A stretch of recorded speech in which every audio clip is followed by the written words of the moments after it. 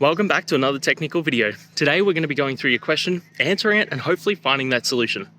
Guys, remember to stay just a little bit crazy like me, and hopefully you get to that resolution. Now, let's continue on to the video.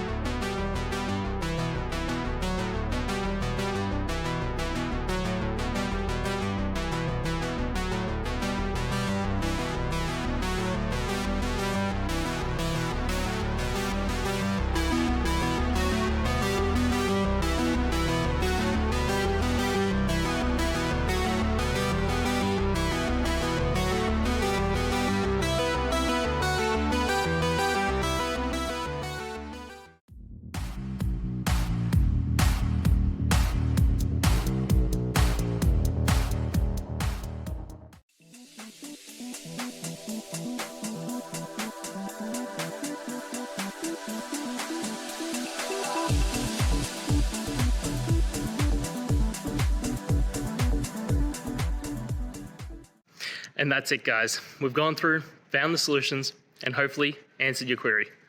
If it did, please hit subscribe. I really appreciate it. And until next time, I hope you have a good one.